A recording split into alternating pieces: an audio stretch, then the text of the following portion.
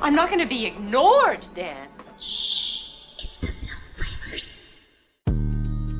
Hey guys, I'm Robert. I'm Chris. And we're the Film Flamers, back with another episode. It's February and everyone's getting ready for love. So we thought we'd discuss the perennial love favorite horror film, Fatal Attraction. That's right. But before we get into Fatal Attraction, let's talk about some of the stuff that we have got going on for some housekeeping. That's right. Starting now in February, the Film Flamers, your favorite podcast, is going to be a weekly show. It's not my favorite podcast. Lies. Yeah, we're going weekly, guys. So we're going to have our main episode on whatever movie we're going to cover for the month, as well as our top 10, as well as sequel ideas. And yeah, so the last episode will be maybe like a hot take on a current movie or something that we love but don't want to, spend an hour talking about. Or maybe even some fan picks from Twitter or Facebook. So we'll have some polls for that and, we'll get some feedback and do those movies as well. But either way, at the start of every week, to start your work week off right, you can get some Film Flamers on your commute. Make sure you check out our Patreon content as well, because for last month, we came out with Rosemary's Baby sequel ideas, as well as our hot take on Anna and the Apocalypse. So check that out. One is not to be missed, guys. Check that hot take out. And stay tuned after the episode, guys, because we're going to tell you what's coming up for next month on the regular feed and what's going to be available for Patreon this month. Well, I think that wraps up our housekeeping, so why don't we dive into Fatal Attraction? Let's. I've been waiting to talk about this movie, for several weeks now, preparing for this. Fatal Attraction is a 1987 psychological thriller directed by Adrian Lyne from a screenplay written by James Dearden, based on his 1980 short film Diversion, which I have not seen. I haven't seen it either. I tried to look for it, but there were way too many Google hits, and I didn't feel like combing through all of it trying to find the full short film. Yeah, me too. The music for the film was composed by Maurice Jarre, who also did Lawrence of Arabia, Dr. Zhivago, Ghost. But strangely in this film, the music actually doesn't show up until about half an hour in. Yeah, I was, because you've trained me now to start paying attention to scores in movies. And so I made sure to note the composer. And then halfway through the movie on this rewatch, I was like, where's the music at? Yeah. I actually hadn't noticed that before until I read it. And so I was just like, that's interesting. I'll have to rewatch it and see if I pay attention to that. Fatal Attraction stars Michael Douglas, Glen Close, and Anne Archer. And all three of them have gotten accolades, or at least critical acclaim for these parts. Especially the two women, for sure. I think. Yes. Fatal Attraction was made on a budget of $14 million, and worldwide it's made $320 million. Well, that was just during its release. Right. So I could imagine that we can go ahead and call this movie a bona fide hit, right? Yeah. Well, it was the highest grossing film of 1987 worldwide. Right. And there were a lot of movies that came out in 1987 that are very popular to this day. So that says something for Fatal Attraction. Yeah. I mean, it had 6 nominations at the Oscars: Best Picture, Best Director, Best Actress for Glen Close, Best Supporting Actress for Anne Archer, Best Adapted Screenplay, and Best Film Editing. Rotten Tomatoes gives the film a weirdly low rating of 78%. My mind is blown at the fact that it has such a low rating, especially for a Best Picture nominee, and for something that is so highly regarded even to today. I mean, that's a low rating, and I'm sure that in our discussion of the film, we might, come to the crux of why that is what it is. Yeah, I'm sure it's a lot of the people thinking that parts of this are problematic, which will, of course, some of that we agree with and we'll get into. Right. But the consensus actually reads, a pot boiler in the finest sense, Fatal Attraction is a sultry, juicy thriller that's hard to look away from once it gets going. So, I don't know. That's one of the worst. That's one of the worst consensus I've actually read for a movie. But I don't know. It is what it is. Aside from those Oscars, it was also nominated for 4 Golden Globes, Best Picture Drama, Best Director, Best Actress, and Best Supporting Actress. It was nominated for 1 Saturn Award for writing, so I guess that can, clearly mark it into horror territory. And oddly enough, it was nominated for a Grammy. Oh, really? For score. Oh, okay. Well, Maurice Jarre, right? Yeah. Glen Close's performance as Alex Forrest was ranked number 7 on AFI's 100 Years, 100 Heroes and Villains list, so she's pretty high up there. For a time, she was considered the most hated woman in America. Not Glen Close, but the character. Well, at this point, I think we can save some of that conversation for later, so let's not wait anymore. This is Fatal Attraction.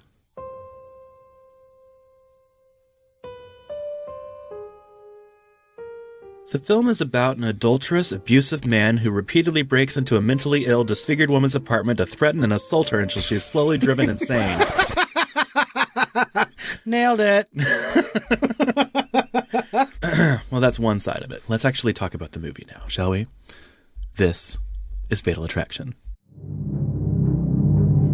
A look that led to an evening. We were attracted to each other at the party. That was obvious. You're on your own for the night. That's also obvious. A mistake he'd regret all his life. And where's your wife? Hey, honey. Oh, God. And you're here with a strange girl, being a naughty boy. I don't think having dinner with anybody is a crime. I've got to see you. This is gonna stop. No, it's not going to stop. It's going to go on and on. She keeps calling the apartment. Hello? Every time Beth answers the phone, she hangs up. I'm scared, Jimmy. You play fair with me? Do you have an affair with her? I'll play fair with you. I don't want to lose my family. How could you do that? Now, you're scared of me, aren't you? You're afraid. Gutless, heartless, spineless. If you ever come near my family again, I'll kill you. You understand? I'm not going to be ignored. Alicia, where's Ellen? She's gone. Call the police. Whatever resentment she's feeling, she's probably got it out of her system. What if she didn't get it out of her system? What then? Fatal Attraction. I guess you thought you'd get away with it. Well, you can't.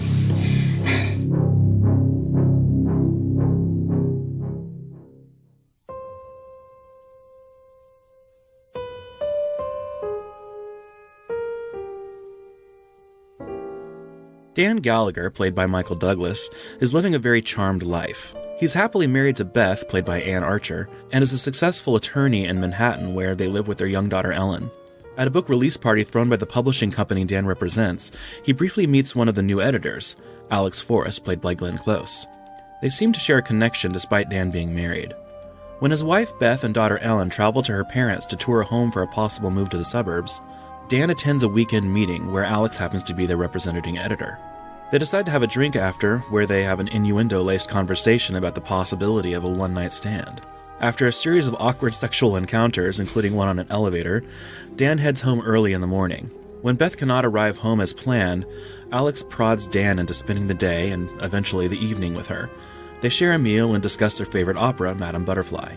When Dan attempts to leave after yet more sex, Alex has a breakdown and slits her wrists, wiping the blood all over Dan's face. He stays all night until he's sure that she's alright, and then he leaves, saying that they shouldn't see each other again. Unable to accept this, Alex shows up at Dan's office with an apology and an offer to see Madame Butterfly with her. He declines. She then begins calling his office excessively until it becomes clear that he'll not accept her calls. So naturally, she starts calling his home at all hours of the day and night until finally telling Dan that she's pregnant with his child. She wants to keep the baby and explains that he should be a part of the baby's life, despite his never wanting to see her again. After breaking into her apartment to search for any clue as to if she's really pregnant and finding nothing, Dan decides to cut her off completely, changing his home number and preparing for a suburban move. What was he going to find in her apartment? Like ice cream and pickles or something? I don't... And maybe other boyfriends or pregnancy tests with someone else? Like, I don't know, but, breaking in her. It's the way to go, I guess. Later, Alex shows up at his apartment as a potential buyer and meets Beth. She says nothing about their affair, but this angers Dan enough to confront her, where she explains that she will not be ignored. Dan. Dan quickly moves his family to the suburbs, but Alex will not be deterred. Dan. She's... That's funny. She spies on the family in their home, which makes her vomit in the bushes for some reason. She's classy. She sends Dan a tape with some pretty nasty verbal abuse. She pours acid on Dan's car and destroys it. Just some normal flirting. We've all done it. Yeah. Finally, while the family is out, she kills Ellen's pet rabbit and leaves it to boil on the stove, where Beth finds it. Dan finally tells a terrified Beth about his indiscretion, and Beth demands that he leave, but not before telling Alex via phone that she will kill her if she doesn't stop harassing her family. Days later, Beth is thrown into a panic when she attempts to pick up Ellen from school and finds that someone has already taken her. It was Alex, obviously, assumingly posing as a family friend. Alex takes Ellen to an amusement park while Beth frantically drives around searching for her. She gets into an accident, badly injuring herself, and Alex drops Ellen off at home. At the hospital, Beth forgives Dan and they return home. Furious, Dan forces his way into Alex's apartment and attempts to strangle her. He stops, but she attacks him with a butcher knife from the kitchen. He overpowers her, but leaves her before he does any serious harm. As Dan leaves, a deluded, hopeful smile spreads across her face. Later, Beth is preparing a bath for herself and sends Dan to make her some tea. Alex appears in the bathroom behind her and confronts Beth, while nervously cutting her own leg with her oft-used trusty butcher knife. Don't leave home without it. Dan hears Beth screams as Alex attacks her and rushes upstairs. Dan wrestles Alex into the bathtub where he seemingly drowns her. Suddenly, Alex rises out of the tub with the knife, but Beth, who had run to get a gun, shoots her in the chest, killing her.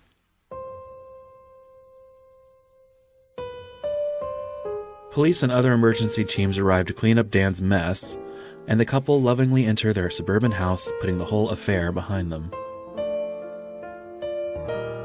In. It's safe to say from that synopsis that this movie has a lot going on in what seems to be a very short amount of time, right? Yeah. So we're talking like Weeks, right? possibly, yeah. So, I mean, no matter how you feel about the movie, I think that everybody at some point has had a relationship with someone that they feel maybe have crossed some sort of line, right? Yeah, or never was experienced probably some form of unrequited love. Right. So it's kind of easy to put yourself, or have like been on, the other end of that and just have felt something about somebody that, they weren't sharing their feelings for. So I think no matter how you watch this movie, you can sort of put yourself in either person's perspective. Right. And I think that speaks a lot about this film. And I think it really speaks a lot about Adrian Lynn's direction, too, and especially the screenplay for this movie. Yeah, I was like, this is such an amazing, iconic, studied film. I was looking for other things that the director had done, and I just saw like 9.5 Weeks, Jacob's Ladder, Indecent Proposal, and Lolita. I love Adrian Lynn. Every time I watch one of his movies, I just fall in love with it. They all have their share of problems, but he can make a nice, like, sexy drama or sexy thriller. 9.5 Weeks is one of those, like, Skinamax favorites. Oh, sure. They're all good. But I think in this movie, it's the performances that drive it over the top into classic range. Yeah, but I mean, like, the performances are great, and I'm sure that he got a lot out of his actors too. I'm just saying that, like, when he makes a movie, I tend to like it. Yeah. I like Flashdance quite a bit. I really, really love Jacob's Ladder as well. I mean, he is a horror director, no matter what, at the end of the day. So, well, a lot of other directors were actually approached to direct this movie, including John Carpenter and Brian De Palma. They were both offered the chance to direct, but they both backed out because they feared the story was too similar to Play Misty for Me from 1971. The Clint Eastwood movie? Yeah. Yeah, it's a very similar movie. There's a lot of differences, though, because in that movie, Clint Eastwood is sort of like this playboy DJ, right, who gets like a stalker fan. But he's not married. So, I mean, he can truly be like the hero of that film in a way that Michael Douglas sort of just really shouldn't in this one. But I can see Brian De Palma really taking this screenplay and doing something really well with it as well. It's sort of in his wheelhouse. Yeah, and I'm kind of morbidly curious to see what John Carpenter would have done with this. I guess it would have been Glenn Close wearing a William Shatner mask or something like that, right? Or no, I mean, he does tension really well. I mean, think about The Thing, right? So I don't know. Maybe he would have done a good job, but or maybe it would have been Jamie Lee Curtis instead of Glenn Close in this movie. Which, I mean, come on. Yeah, but let's keep it real. No, and she was approached for the movie too. Was she really? Yes. There's a huge slew of actresses. I know that you told me off mic that you had a list, and I have no idea who these people are. So can you just let me have it? Oh well, sure. Kirstie Alley, who was under consideration from the role. She actually provided a tape of a woman who has been stalking her husband, Peter Stevenson, in which she was begging him to be a part of his life. The woman's words were actually used verbatim in the film. That's crazy. I don't know which words. Maybe it was "I will not be ignored, Stephen," or Parker, or whatever the fuck his name was. Yeah, I was going to say Parker, right? Yeah, Kirstie Alley's husband. Of course, the name of the movie is Dan, but Sharon Stone passed over the role, but she later would star, of course, with Michael Douglas 5 years later with Basic Instinct. Let's see, Elizabeth Shue was originally considered for the role of Alex What? Forrest, but she was forced to turn the role down because she had signed to the Disney movie Adventures in Babysitting in 1987. So instead of playing Alex Forrest, she played a teenager. Yeah. Apparently, that would have held like a whole new dimension to that movie if it was Elizabeth Shue at that point. Yeah, it would have changed everything. Yeah. Sally Field. Oh, come on, like we're just getting started. Sally Field was considered for the role, but she immediately turned it down because she feared that her fans would not accept her playing as an antagonist. You really don't like me. Yeah, okay, but let me get started with all of the people that auditioned and were considered for this role. Okay, I'll try not to laugh. Ellen Barkin, Kim Basinger, Jennifer Beals, Candice Bergen, Kate Capshaw, Stockard Channing, Cher, Jamie Lee Curtis, Gina Davis, Julia Louis-Dreyfus, Morgan Fairchild, Diana Ross, Emma Thompson, Mia Farrow, Faye Dunaway, Angelica Houston, Carrie Fisher, Jennifer Grey, Melanie Griffith, Farrah Fawcett, Jodie Foster, Linda Hamilton, Daryl Hannah, Goldie Hawn, Holly Hunter, Olivia Newton-John, Diane Keaton, Jessica Lange, Jennifer Jason Leigh, Heather Locklear, Madonna, Bette Midler, that would have been interesting, Demi Moore, Lena Owen, Catherine O'Hara, Annette O'Toole, Michelle Pfeiffer, Mimi Rogers, Isabella Rossellini, that's interesting, Meg Ryan, Susan Sarandon, Jane Seymour, Sybil Shepherd, Sissy Spacek, Mary Steenburgen, Meryl Streep, Kathleen Turner, that would have been cool,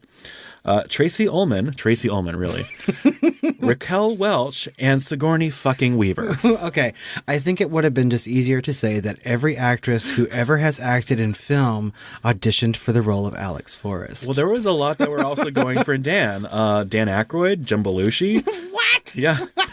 Nicolas Cage, Chevy Chase, Kevin Costner, Kevin Kline, Harrison Ford, Robert De Niro, Mel Gibson, Tom Hanks, John Hurd, really? Kevin Kline, Steve Martin, Rick Moranis, Bill Murray. Yeah, I don't understand. I think people are just like adding names in here for this. I know. I mean, Jack some Nicholson, of this cannot be true. Al Pacino, Dennis Quaid, Arnold Schwarzenegger, Martin Sheen, O.J. Simpson.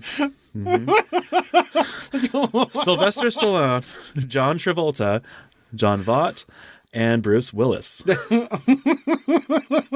Okay, so either this movie was like so sought after for everybody in Hollywood. The writing, right? yeah, everyone wanted these juicy roles, and especially Alex. They really wanted the role of Alex. I find this so funny because I've read that studio after studio passed on this movie, and it finally took a female executive at Paramount to I think do the it. studios were afraid of it, but the actors wanted it, and so there's a Yeah. lot of contention there.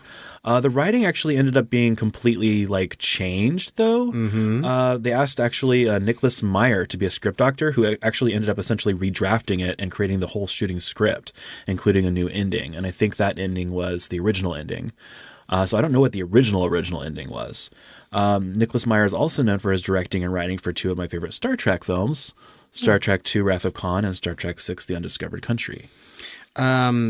Since this was based on his short film, right, I would think that that'd be like a slap in the face to James Dearden, Yeah, but I think he may have been the one, producers asked, and I think James Dearden was okay with it because it needed to be adapted to a full, feature film. Right. But I don't know. There could have been some contention there, but I doubt do it. know that he later adapted his full-length screenplay to a stage play, and with the original ending intact. So...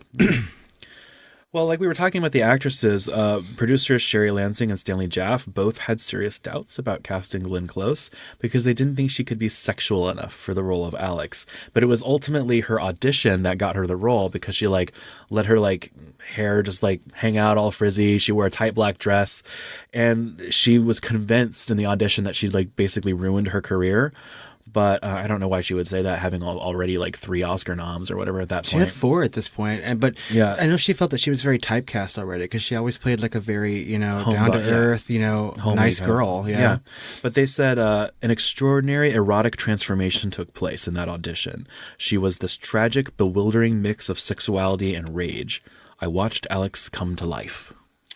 And she does a phenomenal job.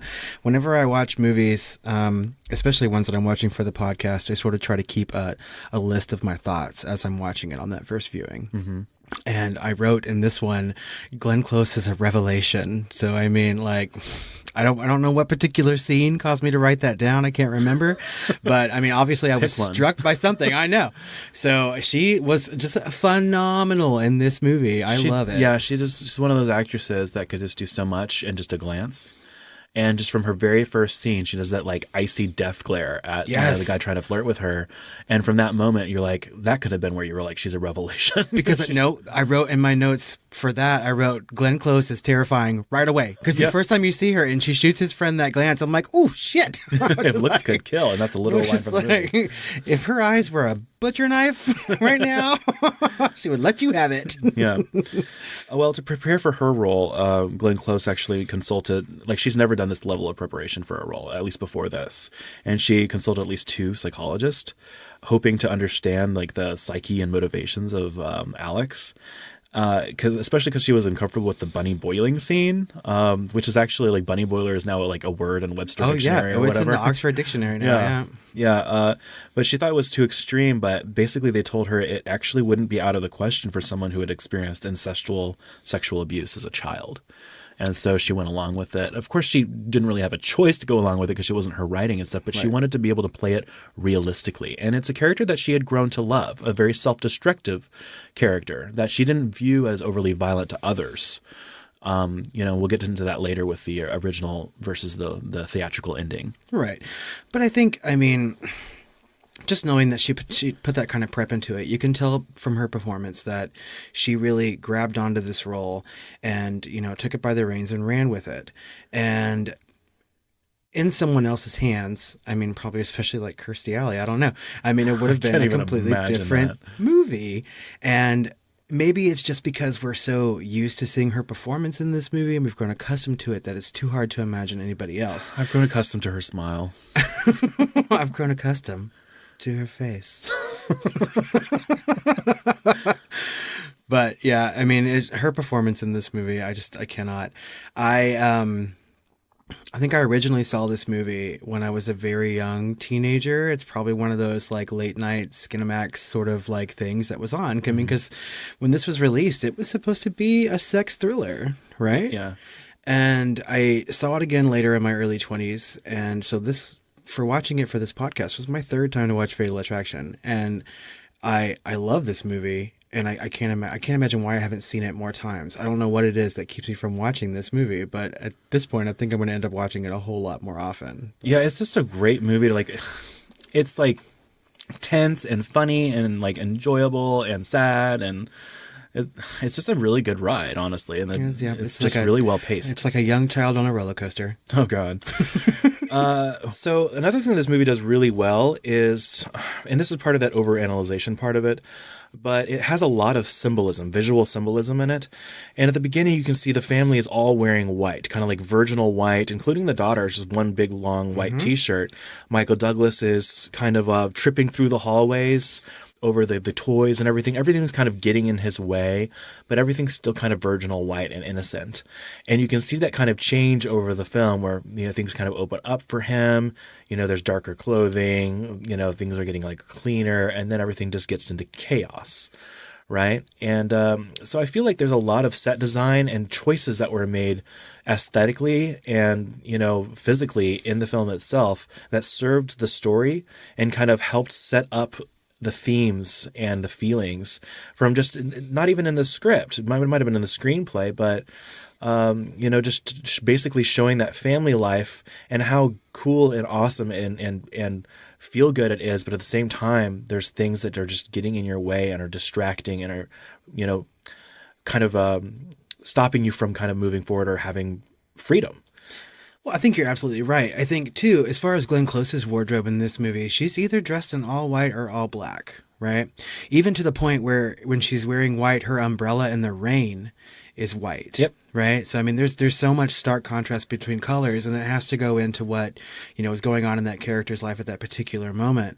And I think the stylistic choices in this movie are profound when it comes to just looking at a character and going straight into what they're experiencing at that particular moment, especially the lamp scene. Yeah.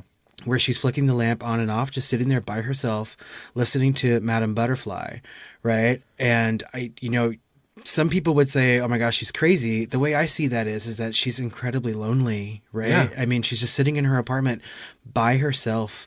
She's got no one to turn to, no friends. All she can do is sit there and flick that light on and off, right?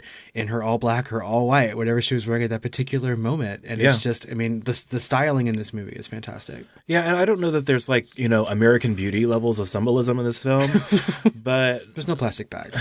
and in this kind of borderlines on overanalyzation, which I never want to get into. But sometimes it's too hard not to. But there was a lot of this was done purposefully, and I think it was done really, really well here. This is a good example for it. Should any of you want to go and look for it? Mm-hmm. Okay, let's talk about the original ending because, so in the theatrical ending, of course, she goes and ultimately when Michael Douglas's character, Dan, refuses or stops strangling her and he leaves her there kind of disgusted with himself and like, I'm done with this, and leaves the apartment. As he leaving the apartment, you see this like sick, sad smile, like hopeful smile spread across her face. And it's like because she's so deluded enough to know that that is like her sign of affection. Like he didn't kill her. So like there's hope for her because that's what really she's been driving him to is like violently trying to like get him to come to a decision. Right. Right. And so now she's thinking the only thing in her way essentially is the wife and child. So she goes and attacks essentially his wife while she's trying to take a bath, breaks and enters, and of course he's locking the doors after she's already made it into the house and everything. Yeah. But they attack, and of course ultimately he tries to strangle her again in the bathtub and then ultimately gets shot by Beth. And the story ends. But this was an ending that was not the original. And this is an ending that it took 2 weeks for Glen Close to even agree to do, because she outright refused, because she had said, essentially that it's not realistic for the character. The character was much more self-destructive. And so the only way she agreed to it was by making some subtle changes, like that was her idea to cut her own leg with the knife while she's talking to the wife, just to show that she's just as willing to hurt herself as she is others. But as soon as she's, attacking with her with a knife, she goes from borderline personality disorder to full-on psychotic. Well, and so that's what changed the character and made her like the most hated woman in America at that point, and made her into such an iconic villain versus a more realistic portrayal of someone with that disorder. I get, her caveats, right, and cutting herself and trying to show that. But we already know from the movie that she's willing to hurt herself. Yeah. And others. So, I mean, she probably didn't need to hold out that much. Now, let's talk about the alternate ending, I guess, at this point, or the original ending. The original ending was shown with the last fight that they had where he refuses to strangle her to death or whatever, and they leave the knife on the kitchen counter where she had attacked him with it in her own apartment after he basically breaks in and assaults her. Of course, she had killed a bunny and taken his kid by then. Yeah, I mean, she had done some bad shit too. Yeah, but this is like the second time he's broken and entered, and like the second time he assaulted her, so... She should really just take that key off that ledge. Right? So anyway, after that sick smile comes across her face or whatever, it's shown that it's basically that she understands, but she still loves him. Right. But that she knows it's over. And so she essentially had killed herself by slitting her own throat with that knife while Madame Butterfly is playing. But it's made to look like, I don't know if it was her intention or not, possibly, to make it look like Michael Douglas' character Dan had killed her. That's what I assumed. And so they come to their house and they arrest him. And Beth is like frantically looking for the lawyer's number, their, family friend, but finds the tape that Alex had sent him earlier with all the creepy, like, I can't live without you. Next time I'm just going to cut deeper, so yeah. And so she's just overjoyed, apparently, finding this tape and rushes off. And it's alluded that, of course, that exonerates him and they can live their happy life. But it also has some really cool scenes in it. And of course, Anne Archer was already nominated for this. But most of her heavy lifting acting wise is done in these scenes that were cut from the theatrical version. She's running after the car while he's being taken away. Has that moment, that really cinematic moment where she's crying and putting her hand on the car window. And that whole scene where she's listening to the tape too. I mean, you're right. I was watching this movie and I had looked up the Oscar nominations before because I knew there was, obviously a Glen Close nomination and a Best Picture. And I didn't realize that Anne Archer had been nominated for Best Supporting Actress for this. And while I was watching it on this viewing, I thought to myself, why? I was like, all she does is she smiles at her husband, reads books to her kid, and, puts on makeup while trying to flirt with her husband a little bit. I mean, she plays a really doting wife very well, but I mean, I didn't think that it was Oscar caliber, really. Having watched that original ending, she is just amazing in those very short minutes. And I mean, I know that this ending didn't test well with audiences, and I've read that Adrian Lynn said that the most applause and reaction he got from the film was the scene where Ann Archer is talking on the phone to Alex and says, "If you ever come near my family again, I'll kill you," right? And that's when he was like, "Oh, we have to change this ending." Well, yeah, they did test ratings too, and so there was just not enough of an emotional crescendo with Alex kind of killing her. It kind of flopped a little bit because there's this very last kind of shock of, oh my God, is he going to go to jail and get blamed for this? And it's kind of a downer ending. And then, of course, it alludes that he gets exonerated or whatever, but it's kind of like ends kind of floppy a little bit. Yeah, I mean, we can assume that he gets exonerated and Alex is dead regardless, right?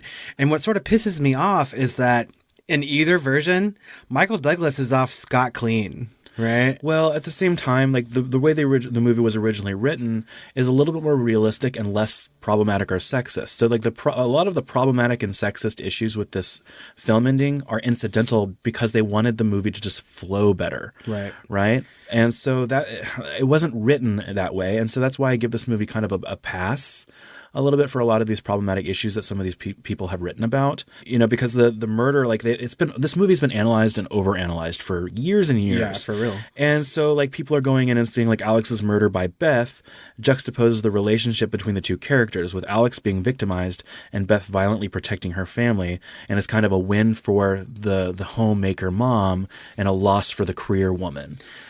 So I feel like that's an overanalyzation, but at the same time, it is there in the themes throughout the film. Well, let's not forget too, it's 1987, right? And so like we're at the heart of like right-wing, family-oriented home life, right? Yeah. And something has to happen in this movie for audiences of that time period to accept the ending, right? And having a wife forgive her husband for his infidelity and shoot his mistress, creates something that mass audiences would like. And as much as I like the original ending that was cut, I got no problems with the one that we see in the movie today. So. Me either. And the only problems I really have with it, because it seems to fit the story better as far as thematically and like pacing wise, it just works better as a film. Yeah. As a piece of entertainment. It's a good denouement to the film. And plus, that drowning scene is gnarly as fuck. I mean, like, I know, didn't you tell me something about, like, they didn't want to put those white contacts in her eyes or something like that? Yeah, he came back years later and he's like, I'm really, like, thinking that I made it a little too over the top by putting, like, the white contacts in her. I made it too horrific, I disagree. I think that there are several... It was only for a bit second. I know, but it's effective to me as a horror fan. Mm-hmm. And this movie sort of, like, teeters the line between horror adjacency, or just, like, thriller, right? And it's those moments where, like, the drowning scene or the bunny scene, right, that really push this into like horror ground. Yeah. But, it just works better, but it does have that kind of problematic element of like the monstrous feminine, like quote unquote monstrous feminine as a tool in 1980s horror. And beyond. Where a woman has rejected familial values and reverted to hysteria, questioning the true values of women and what it means to be feminine. But at the same time, I feel like for a lot of these movies, while that might be a theme and something that society is dealing with, I don't feel like these movies are like that's what it's trying to say. No writers, out there, I could be wrong, trying to say like, Betty Homemaker good, career woman bad. I think this is just like people's idea of like good storytelling. Well, I mean, I know that, like characters in movies are often stereotypes. And that's how you write. So people will know in a very short amount of time what this character is, right? And if you look at values from different time periods, yeah, I think that some people would think that a homemaker would be better than a career-driven woman, right? Yeah. I think that people would actually pity Alex because, she's lonely. She doesn't seem to have a lot of friends. She goes after married men for whatever reason, right? And so, they would end up seeing her as more of a villain than anything else, and that's how this movie really took that path, right? So I feel like any person, like kind of, how we all kind of deal with our life by going home and sleeping and kind of dreaming about it. We process our lives through our dreams, and I feel like movies are kind of like the dreams of society, where you kind of see things in movies that are dealing with what's going on in society at that particular time. And I feel like any kind of statements that are made a lot of the time are incidental, and it's just a reflection of what's going on in the kind of the collective consciousness or the the public psyche. And I feel like this is a good example of that. Oh, it's great because, I mean, this is a really good example of a film where we can look back, decades later and see the problems in it and see how we've progressed as a society, especially when it comes to things like mental illness, right? Alex is very clearly mentally ill. I mean, borderline personality is what I've read most about, her diagnosis, right? I actually, in doing some research for this movie, I came across a course at Rutgers that they take horror movies and thrillers and they let their psychology students diagnose based on what they see in the movies. And this is something that they show in that. So I think at the time, in 1987, maybe, we're not as woke about mental illness, as we are these days. And so it's treated more as sort of a villainy aspect. I think that if this movie were made today, it would be completely different. Okay. I'm so dismissive. Sure. How am I supposed to talk to you, Chris, if you don't take my calls at the office? I mean, I won't be ignored, Chris. I know that in this stage of the game, at the time that we live in now, people criticize this movie for her depiction because of mental illness. I think it's kind of hard and problematic, and I don't like to use that word sometimes. We can't go back to things that were made in the past and say that this is a bad movie because of how they treat mental illness or how they treat their feminist standpoints. Yeah, we have to be very careful about how we look at movies for the past through a modern lens or a lens from today, post Me Too, and all that stuff. Right. I think it's important to look at film and art for the time it was created in. But I honestly, I still just don't feel like this movie is that problematic. I mean, you can see the themes there and you can and it makes you think. And I think that's really great that a movie can do that. And, I think it's, at worst, it's basically a morality tale or, a warning against adulterers or whatever. It's certainly like a fable like that. You learn a lesson, right? I mean, Michael Douglas is supposed to have learned a very valuable lesson by the end of this movie, keep your fucking dick in your pants or whatever, right? But ultimately, when you watch this, he is not portrayed as the villain that he should be. The entire movie itself, everything that happens is because of him and a decision that he makes at the start of that movie. I mean, it takes two people to create that situation, right? But he could easily just have had a drink with a colleague and her bring up the fact that they could, easily have a one-night stand, or in this case, a one-weekend stand, right? And all he had to do was say, no, I have to go home and walk my dog and eat my leftover spaghetti. So, and like the choices that he made really put his family and himself in this peril. And it really pissed me off on this watch because he never really gets any sort of punishment, really. The people around him get punished a lot. All he ever loses is a car, and it makes me mad. Yeah. I did it again, didn't I? No. Are you listening to me? I will not be ignored. You have to keep saying it to me. No, as seriously as Glen Close took all of this from like psychologist and was very protective of this character, she has gone on to be, she's been in panels about mental health. She has done a lot of fundraising for mental health and for mental health awareness, but she also has some fun with it. I mean, she kind of had to. She kind of had to let it go because people still to this day walk up to her and say, "You saved my marriage," and she's like, "That's kind of sad." It really is. But she also went on 2 years later onto SNL and portrayed the exact same character on SNL for a hilarious skit. Yes. For group therapy session, and she also still has the knife and hangs it on her wall in her kitchen, saying, "It's beautiful, made of wood and paper. It's a work of art, and it's nice for our guests to see it. It lets them know they can't stay forever." I want to meet her. I think we'd be friends. Yeah. But I feel like Michael Douglas is kind of underrated in this film too, especially in that original ending scene. He does a lot of work here, and it's a lot of subtle acting. It's not over the top. It's not exactly meaty, but he has to carry the film a lot because he's in every other scene.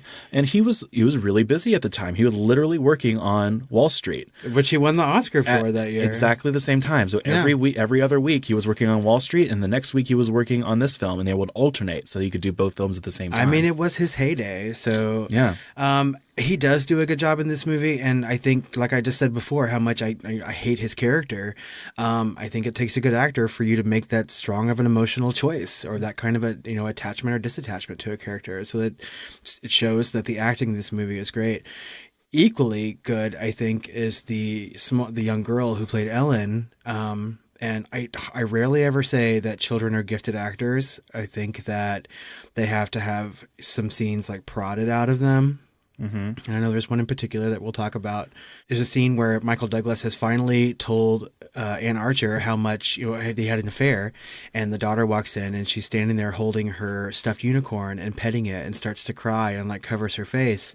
And I was so affected by that scene that I wrote in my notes. I was just like, this little girl just made me bawl. Like I was crying, and then Chris ruined it for me by telling me this anecdote. Well, Michael Douglas had to go behind the camera and basically say, what are you doing with that unicorn? I'm going to take that unicorn from you. What are you doing, you stupid little girl? And stuff like that, you know? God! And so that's why you see her like clutch the unicorn tighter. She's like starts to cry. And of course, he's like, I hated doing that. But you do what you got to do to, to work with children to make it a believable scene. And it worked, but I mean, he scarred that little girl for life. And she never returned to acting again. That's right. As far as I know. She was in a movie where someone threatened to take away her stuffed animal, and she got to play with a bunny, and then it was dead. To this day, she is clutching that unicorn.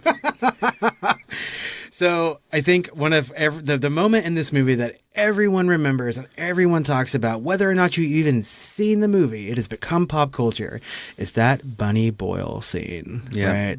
And to me, it is one of the most masterfully edited scenes in cinema, where she's running up to that bunny cage, so excited to see it. It cuts back and forth to Beth Ann Archer coming into the kitchen and noticing the pot going. The editing is so tense and fantastic, and the child screams because the bunny's gone, and she's slowly lifting off that lid, and you know what's going to be underneath it, and there it is, in the briefest of seconds, a bloody boiling rabbit. I still remember the first time seeing this because I was watching it in film school, and so we would watch everything as students together, and it was a big auditorium, and you could hear the intake of breath as she's entering the kitchen, because everyone just kind of fears what's there. Right. And they're like, no, she did. Like a little murmuring, soft murmuring in the audience, and everyone's like, and then she raised it, and everyone's like, oh, no. And it's so weird because out of everything she does in this movie, I mean, Glen Close slits her own wrists and wipes the blood on Michael Douglas's face. But for some reason, everyone's horrified at the dead rabbit on the stove, right? And I think that crosses some sort of like, especially an American family line, right? You don't be killing our pets and things. Well, she does it several times. You're like, oh my God, she has taken the kid. You're like incensed for this family, right?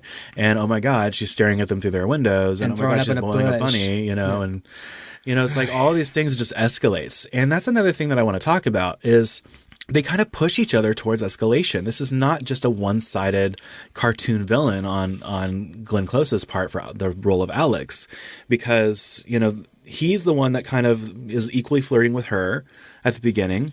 They have their fling. She gets a little clingy, but it's eventually him that, she eventually says, I'm pregnant. And, he is basically breaks into her apartment to go search it, for clues as to whether she's actually pregnant or not, or who knows what else, finds nothing, and then later on she's doing all this other stuff, and he breaks in and assaults her, basically tries to kill her, first. And before that, even he says he threatens to never come around because she's calling the house. And because she's theoretically pregnant, we still don't really know if she was actually pregnant or not. He calls the gynecologist, and the gynecologist says it's true. So you could say that she was pregnant, but I don't know. It alludes that she's not.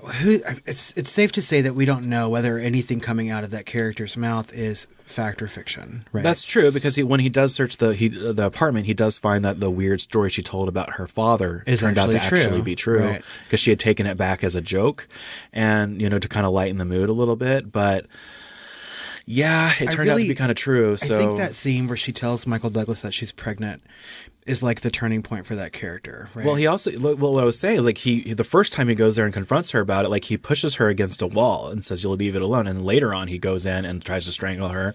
He's already breaking in and entering while she's not there.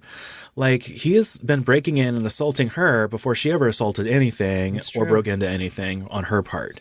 So this guy is basically, he could have cut her off from the beginning, and just let it go. But he let it escalate, over and over and over again. And he's part of that, and there's no way this movie could have ended well for him better than it did, with her basically attacking them and getting killed for it. Because, I'm quite shocked that they didn't, obviously it's great that she died the way she did, because she probably has strangle bruises on her throat from him. Yeah. He could have gone to jail. He would have gone to jail if she had gone to the police. Right. So there's just a lot of blame to throw his way here. And he's just obviously, like, you don't know what happened before. You don't know. It alludes that this is the first time he's cheated, but you don't know that. And you don't know that that'll be the last time either. Has he really learned his lesson? Are you once a cheater, always a cheater? I don't know. Some people believe that. Well, I know that this movie is probably back in 1987. I would assume that it was the perfect movie for couples to go see, right? Because men get to watch another man living out his sexual fantasy or whatever, even when he's coupled. It's having his cake and eating it too. Mm-hmm. And women get to poke their men in the side at the same time and say, like, this is what will happen if you cheat on me. You know what I mean? So it's a huge morality tale for everybody involved, for every audience member. It's unfortunate that Glenn Close's character, Alex, gets lost in the mix, right? But I think that her performance in this movie and Fatal Attraction itself has created something in horror that we really only got to see in like the late 80s and early 90s. It created a sympathetic female villain. Yes, right? And that became a pattern. And so February is Women in Horror Month, and it's a perfect time to talk about the imitators and movies that followed it, because I think the sympathetic female villain in horror films is great. It's one of my favorite villains to watch because it's so layered and there's so much context involved, and you can look beyond the actual story to see why this person is the way they are. So we're talking about movies like Fatal Attraction, Basic Instinct, right? Yeah. Which is great. And I think that's a really far-flung example because, the female villain in that movie is actually very murderous, right? But then you have things like Single White Female. You have The Hand That Rocks the Cradle, right? And all these women are doing these really evil things just because they're not getting the base desires that they want as a woman, right? And I realize what this sounds like, a gay male talking about the needs and wants of a woman. But these are things that we've seen in film time and time again. Well, like any movie that's really popular, you see kind of a rash of copycats come out, including Copycat. And some of them are great and some of them aren't. But, I feel like there's sympathetic villains, female villains, like way far back. Like if you look about like All About Eve or Whatever Happened to Baby Jane, like maybe less or more, sympathetic depending on the film. But there's, Rosemary's Baby. I mean, these are normal women to a certain degree. Right. And I feel like there's a lot of examples before this, but in this particular flavor, is what we saw a pattern come after. It was just something about those early 90s movies with these female villain characters. And I mean, maybe I just have a soft place in my heart, or maybe it's the movies that I watched when I was in my formative years or whatever, but even some of Adrian Lynn's movies that came afterward, like Indecent Proposal, which doesn't really have a sympathetic female villain, but the villains in his movies are sympathetic regardless. Yeah. Right. But then we started transitioning into these unsympathetic female villains like in Misery or something. Oh, yeah. Well, I mean, we could even sympathize with her, too. I mean, if we're going to talk about mental illness and female villains, I mean, she's got to be right up there, too. And maybe we'll save that conversation for when we talk about Misery, Yeah. But, I mean, it's a clear pattern, especially in this particular time. And I would love to do more research to see why, like what was going on with feminism at the time that, they needed to create this kind of villain that got repeated over and over again. I'm your number one fan, Dan. Since we're talking about imitation, I really wanted to talk about something involving Fatal Attraction, and that's how far can parody go before a movie starts to lose its effect, right? I mean, this has got to be one of the most oft-parodied movies in the history of cinema. Things from Saturday Night Live have done it. Family Guy has done it. It's everywhere, even to today. And I start to think that if people have not seen Fatal Attraction before, but they've seen all these parodies, is it going to have the same effect for them on their first viewing? Has it been lost on, younger generations? I really think that our generation here in our late 30s, is probably the last people who can find this movie to be tense and frightening, simply because we have things like landline telephones without caller ID. you know? Yeah. And so, I mean, I think that, you know, the more we parody this movie, the more imitators that we make from it, it's going to lose its effect completely. Or I fear that will happen. Sure. I think it goes in cycles, and then something else that comes along and does it slightly differently and brings something new to the table. And I don't think it ever ends or it ever should end. And I think we learn from the things that we've, watched in the past and things modernized by themselves. And I think that, it could be time for another Fatal Attraction, with a modern lens. I think that would be interesting to see. I think so too. And, side note, stay tuned for sequel ideas coming in a couple weeks. That's true. Well, I think that we have some questions to ask other than the parody one. Yeah. And, Chris, is Fatal Attraction a horror movie? I think so. And we have a larger genre discussion to have about this, and that'll be coming up as well. But it's definitely in that thriller camp, which is kind of Venn diagrammed into the umbrella of horror or macabre. And it's close to one of my favorite, which is like what I would call true horror, and I really dig it. Yeah. IRL horror? Yeah. Basically. I mean, this is totally something that can happen in real life, and that is frightening. I think that Adrian Lyne does some things in this movie that make it horror. He made some really artistic choices in his direction. And the acting just pushes it into a sort of horror realm too. And we don't have to look any further than some of his other films like Jacob's Ladder, which is completely steeped in horror or horror adjacency. This man knows how to make a horror movie. These actors know how to act in a horror movie. Glen Close certainly is a great horror actress. Mm-hmm. So it's right up there with the rest of the canon. Were you scared when watching Fatal Attraction?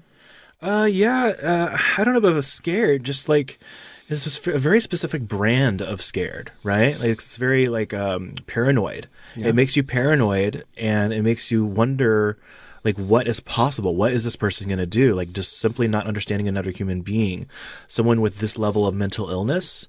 It almost becomes uncanny valley-ish. And so I think there's a lot of horror to be found in not knowing what your fellow man is capable of, and having that centered and focused on you.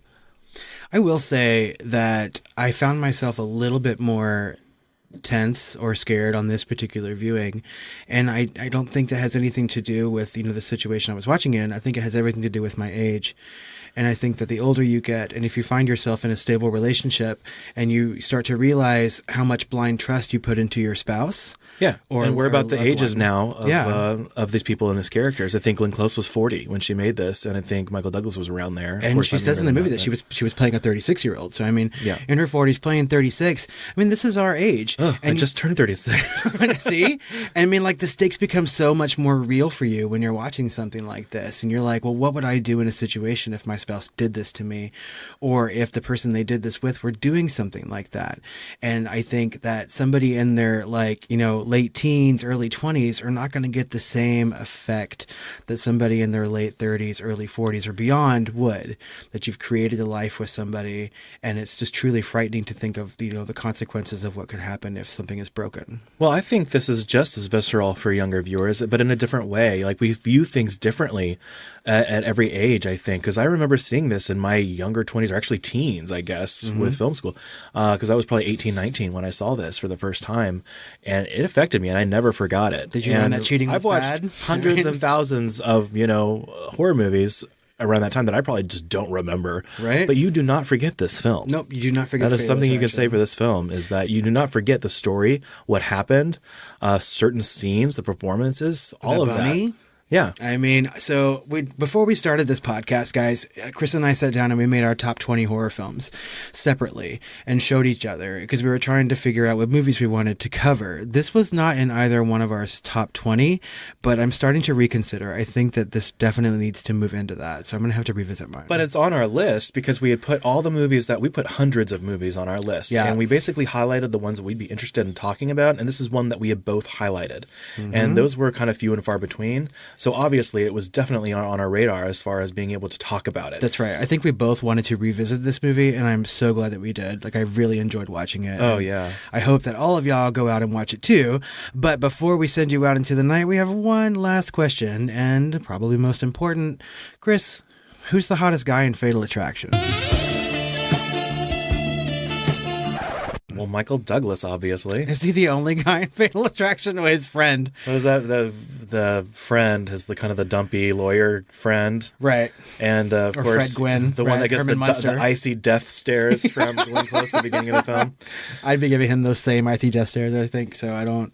Yeah. It's got to be Michael Douglas. And we get to see his ass a lot in this movie. And, I mean, I don't find Michael Douglas especially attractive. No. But while watching this movie this time, I was like, I can totally see, for a 19 gay male, whatever, watching it. I mean, he's got some attractive qualities, and he certainly exudes a lot of like confidence and masculinity, I guess, no matter how toxic it ends up being. But I mean, I would say that he's got to be the hottest guy just because there's not that many. Agreed.